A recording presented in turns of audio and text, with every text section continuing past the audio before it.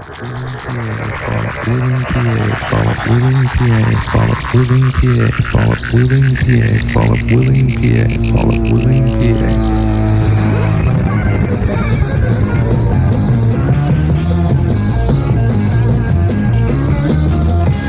You're listening to the interstellar sounds of the Phil Walling Show, 97.5 on your radio dial.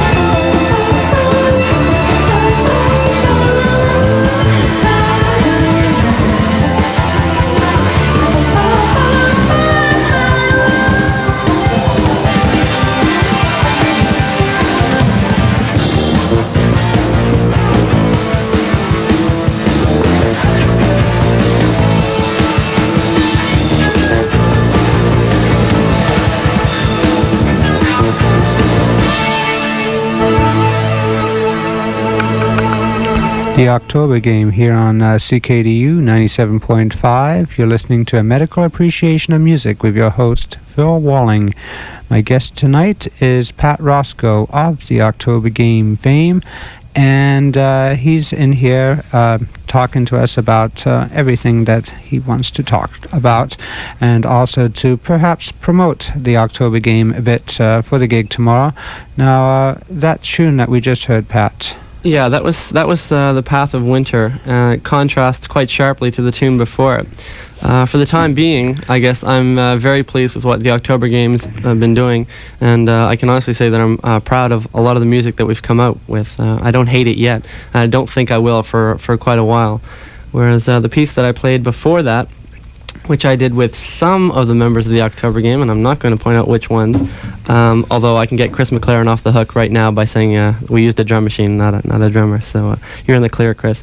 That was Oceans Away, and we did that, I guess, about a year ago, and, what can I say? That goes nowhere. Now, that tune, what was it called, Winter? Path of Winter, yeah. Path of Winter. Now, are you going to be playing that tomorrow night? That's one of our originals that we won't be playing tomorrow night. I don't know about that. We've practiced it a few times, and it sounds quite muddy in the studio. Plus, we don't have the processing effects that we used on the tape, and a lot of the sounds are very effects dependent, I think. So no, we won't be doing that tomorrow night.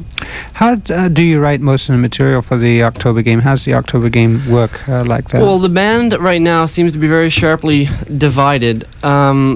Ideally, I think the way we like to write material, or the way the band would like to write material, is for one or two people to come up with the genesis of an idea, a melody, a chord shift, or what have you.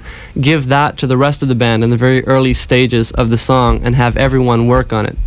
So, for example, Sarah would work out vocal lines. Someone else would actually write lyrics. Chris would work out drum line. We'd arrive at things independently and then put them together. However, I think this works sometimes. I think other times it fails completely, because what happens is you don't get one person's vision. You don't get something that is actually coherent and has a strong form. Mostly you get a loose-ended structure, which can work, but oftentimes doesn't. What I like to do sometimes, and I know the rest of the band really, really doesn't like this, and we've argued about this quite a bit, is to actually write a song completely on my own, melody, chord shift, everything, have the words, and have an idea of what the vocal melody should be, but not have it, definitely planned out. Give that to the band, and we work on that, and then we can take it anywhere from there. We can change it or what have you, but at least have the band try the original idea. This is what we've actually done on one song, and it's a song we're going to be opening up with tomorrow night. That started as just a piano piece with vocal, and it will have a fairly stripped down production tomorrow night, just bass, synthesizer, and vocals. How long do you expect your set to last tomorrow night? Well, I can tell you exactly how long it's going to be, because we've only been allotted 30 minutes. But I don't, it doesn't really bother me, because we haven't got a huge set yet. We haven't been together that long, and I think it's good because we've only got a finite number of originals, and we'd like to do those as well as we possibly can. And if we had 23 half-baked originals, I think people would turn off pretty quick. When was the October Game founded, and how? The October Game was founded in October of last year, which was 1985, I guess, by Jeff and Barry. I think the name comes from a Ray Bradbury novel, but I haven't read it, so I'm not sure. I think Jeff named the band. Anyway, they were working together at the Center for Art Tapes, and they came up with a song with what is now Grind, and that was produced by Jim Parker, and they thought that sounded rather nice. So Jeff got a friend of his, Sarah McLaughlin, who, as I mentioned before, is now the lead vocalist, to do vocals on top of that. And they still wanted another keyboard line, so they asked me if I'd do the keyboard line. I did the keyboard line, and we decided after that we kind of stick together and call ourselves something. Now, you used to be in a previous band called Baba, which was more or less a studio thing, wasn't it? Yeah, that's right. That was also Jim Parker was working with us then of Steps Around the House, and he's doing all the bass work, and we wrote a few things together. Different vocalist, same range, but vocalist whose name escapes me right now. This is really embarrassing, but I'll think of it in a second. Anyway, that was just, I guess, before the October Game. It was the summer of last year, and we came up with 3 pieces, 2 of which actually managed to get down to tape, so I'm going to be playing one of those right now. This is called They Hung Poor Jeanette, and this stems from growing distaste of mine and Jim's and everyone's, I guess, of the sort of grim art attitude that seems to be expressed in a lot of the art magazines down at the Center for Art Tapes. So what we did is we took snippets of what we thought were the silliest possible things from these magazines, and we shuffled them all together, and we came up with lyrics for this, They Hung Poor Jeanette. And with the exception of Big White Easter John, which Barry came up with independently, all of these are quotes from various art magazines. So we're going to hear now They Hung Poor Jeanette by Baba. That's right. Featuring Pat Roscoe and friends.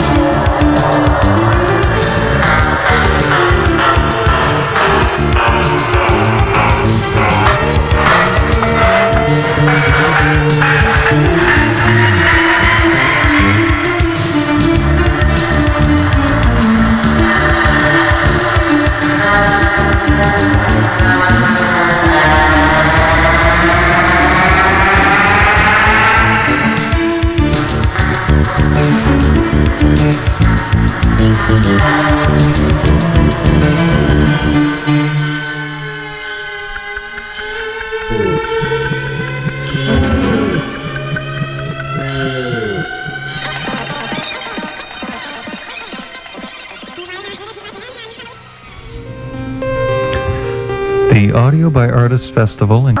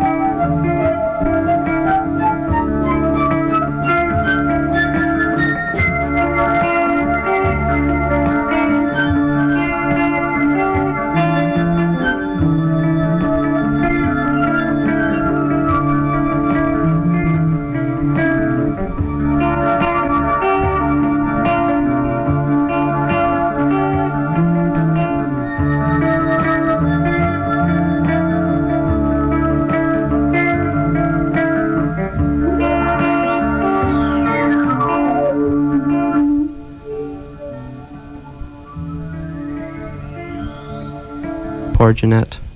Now, I'd like to ask you something now. You probably have the October game undoubtedly after tomorrow's gig, and perhaps, I guess you didn't make it to the Centre for Art Tapes on Saturday. No, we didn't. I don't know why. You want to tell us why? Why didn't you make it? You're probably disappointed. People. There were a number of reasons we didn't play at the Centre for Art Tapes that I really shouldn't go into. It's no reflection on the Centre. I think anything in benefit of the Centre is great because it's another one of the things in Halifax that is really helping a lot of musicians get their stuff onto tape, or it can be played at CKDU, and making the transition from having a piece, and getting it airplay a lot faster. And the rates are still quite cheap. If you're a musician and you want to get your stuff recorded on half-decent equipment, get a membership at the Centre for Art Tapes. I strongly recommend it. I'd like to ask you if, since you have played at least one gig, right? And tomorrow you're playing a semi-high-profile gig with Mauve. Sooner or later, people are going to be very interested in finding your material or the October Games material. How can one go about getting a tape, other than taping off the radio? one go about getting a recording of the October game for their own stereo systems? Okay, well, we have a permanent address set up, and in case you think, we have the top 3 floors of the Sears Tower, I hate to point it out, but it's my address, okay? And if you want any information or you want any copies, we'll give you the copies free, but you have to send us a cassette of any of the October Games material. The address to write to is October Game, 1039 Marlborough Avenue, Halifax, Nova Scotia, and the postal code is B3H3H2. And you probably didn't have a pencil, so we're going to play a piece of music in a second, and at the very, very end, I'll give that to you again. Or you can actually call the station here, and they have the address. Okay, if you write it down for me, I'll give it to anybody who calls up after you leave. Yeah, okay. And so that's one way of getting material from the October game. Pat Roscoe has been my guest host, actually, here on CKDU on a medical appreciation of music. You're going to leave us with another tune by the October game. You mentioned earlier one of the more redeeming songs that you have out on tape. Yeah, this is a piece of music that I worked on with David Jones of Sebastopol, because in the mid 70s, when Ace Frehley and I were working at the power station in New York on Claudia Berry's album, we got a number of calls and offers to do soundtracks, and we turned them all down. But recently there was a movie by a company called Studio East, which is a video production facility here in Halifax. They are making a film, a government-commissioned film for Expo 86 on Nova Scotia, and they wanted an appropriate soundtrack. Now, I was dismayed to learn that Bob Quinn was most likely going to get it, because no one else had entered any submissions, so I asked them if they would accept a submission from us, and they said they would. So we put this together in quite a short period of time, got it down to tape, only to find that lo and behold, the soundtrack had been given to Bob Quinn. So I was none too impressed with that. But anyway, I think it stands on its own 5 crawling legs. So it's untitled, but it has a nice Nova Scotia theme to it, I think. So perhaps we should call it a soundtrack for a Nova Scotia movie that never made it to Expo 686. Yeah, something like that. And so I'd like to remind everybody that the October game is playing tomorrow night, at the Mo concert here at the McGuinness Room. Tickets are...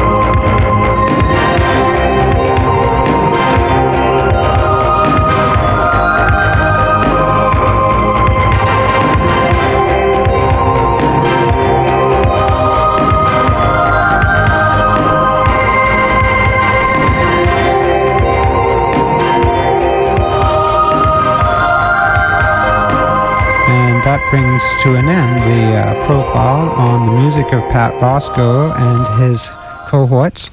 That was an untitled soundtrack. And once again, to repeat the address, if anybody's interested in obtaining an October Game cassette, the rules are you have to send a cassette to be taped on, so that they can, they'll pay postage on the way back. You pay postage on the way there. So the address is 1039 Marlborough Avenue, Halifax, Nova Scotia, B3H 3H2. And if you have trouble with that address, just phone 422-2157 and ask for Mr. Pat Roscoe himself, the man himself. And that's for October Game cassettes. And now remember, you have to send them a cassette so that they can record it on for ya. I assume that the better quality cassette you send them, the better quality recording you'll receive back. And that's the deal on that one. So I'll repeat that address one more time at the end of the show. My name is Phil Walling. You're listening to a medical appreciation of music. We talked to Pat Roscoe, as I said before, and found out that he has some medical problems, more subtle than most people, but nevertheless still there. He's managing to cope. He doesn't spend too much money on psychiatry, but nevertheless, he's still there. He's still with us, and he's playing tomorrow night with the October Game.